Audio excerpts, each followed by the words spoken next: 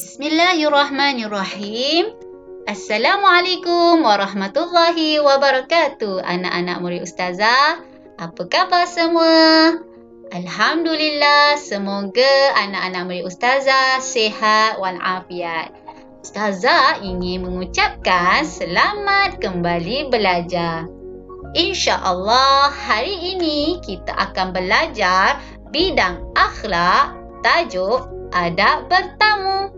Bersama saya, Ustazah Siti Khadijah binti Ahmad, guru kelas bilik 9. Baiklah anak-anak murid Ustazah, perhatikan petikan ini.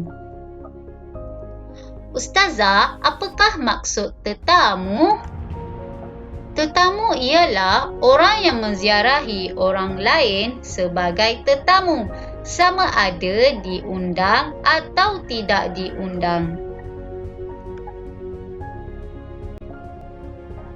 Sebagai tetamu atau penerima tetamu, perlulah mematuhi beberapa perkara. Antaranya ialah yang pertama, menjaga pandangan kita.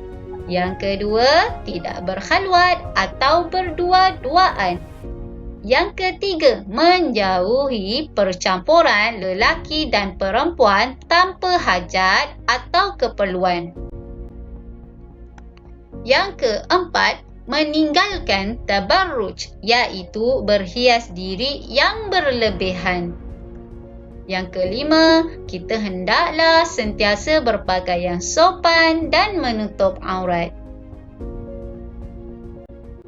Baiklah anak-anak murid Ustazah, seterusnya Ustazah akan menerangkan adab sebagai tetamu. Sebagai tetamu, kita hendaklah memberi salam terlebih dahulu sebanyak 3 kali. Yang kedua, tidak meninjau-ninjau. Yang ketiga, memberi khidmat atau pertolongan. Yang keempat, menjaga adab ketika berbual. Yang kelima, sebagai tetamu, kita tidak perlulah terlalu lama menziarahi rumah orang.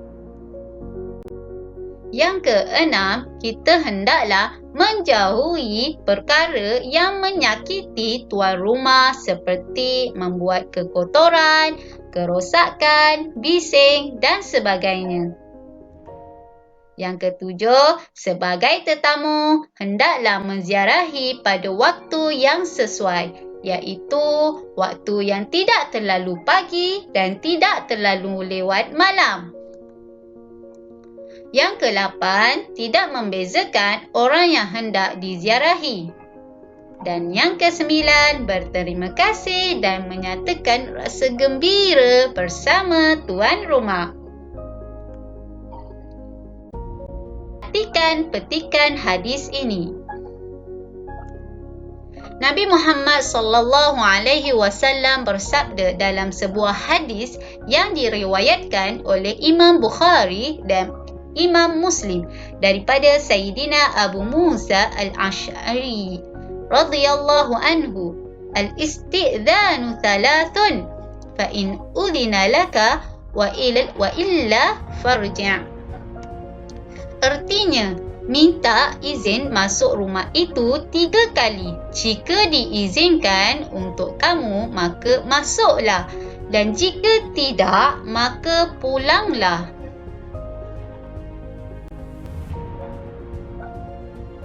Okey, baiklah anak-anak murid Ustazah. Seterusnya, Ustazah nak menerangkan tentang adab tuan rumah atau penerima tetamu. Sebagai penerima tetamu ataupun tuan rumah, kita hendaklah memuliakan tetamu kita. Selaras dengan hadis Nabi Muhammad SAW yang diriwayatkan oleh Imam Bukhari daripada Sayyidina Abu Hurairah radhiyallahu anhu.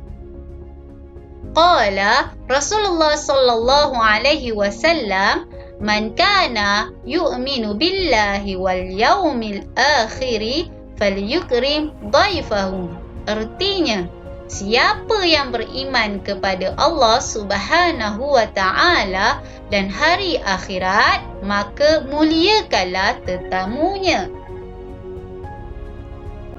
Kedua, sebagai tuan rumah, tidak mengungkit pemberian dan mengeluarkan kata-kata yang menyakiti.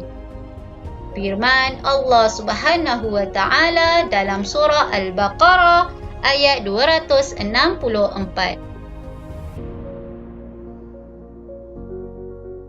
A'udzu billahi minasy syaithanir rajim. Ya ayyuhalladzina amanu la tubtilu sadaqatikum bil manni wal adha kalladzi yunfiqu malahu ria'an nasi wa la yu'minu billahi wal yawmil akhir. Artinya, wahai orang yang beriman, jangan rosakkan pahala amalan sedekah kamu dengan perkataan yang membangkit-bangkit dan kelakuan yang menyakiti, seperti rosaknya pahala amalan sedekah. Orang yang membelanja hartanya kerana hendak menunjuk-nunjuk kepada manusia, iaitu riya, dan ia pula tidak beriman kepada Allah dan hari akhirat. Yang ketiga, sebagai tuan rumah, kita hendaklah menerima kehadiran tetamu dengan wajah yang manis sekali. Yang keempat, sentiasa menyambut tetamu dengan gembira atau senang hati. Yang kelima, sebagai tuan rumah, kita hendaklah bersabar ke atas perkara yang kurang disenangi seperti suara bising dan lain-lain. Yang keenam, kita hendaklah menutup aurat. Yang ketujuh, menjaga tutur kata dan tingkah laku. Yang ke-8, menjaga batas pergaulan lelaki dan perempuan yang bukan mahram. Yang ke-9, sebagai tuan rumah, kita hendaklah menjamu tetamu dengan hidangan yang sebaiknya. Baiklah anak-anak murid Ustazah, sebagai kesimpulan, Ustazah harap dengan pembelajaran hari ini, anak-anak murid Ustazah dapat mempraktikalkan dengan kehidupan harian anak-anak murid Ustazah. Okey, kenapa Ustazah perlu praktikalkan? Sebab ada kebaikan di sebalik perbuatan yang kita buat ini.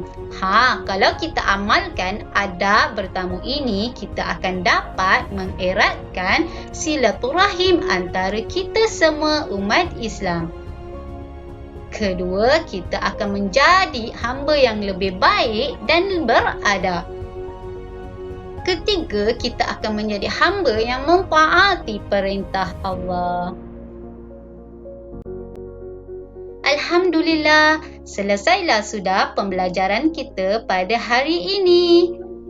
Ini sahaja daripada Ustazah Siti Khadijah binti Ahmad.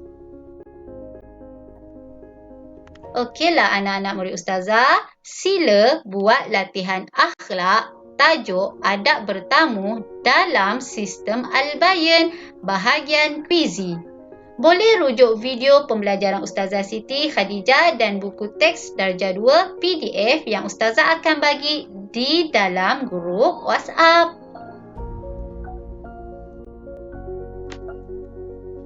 Syukran jazilan. Terima kasih. Assalamualaikum warahmatullahi wabarakatuh.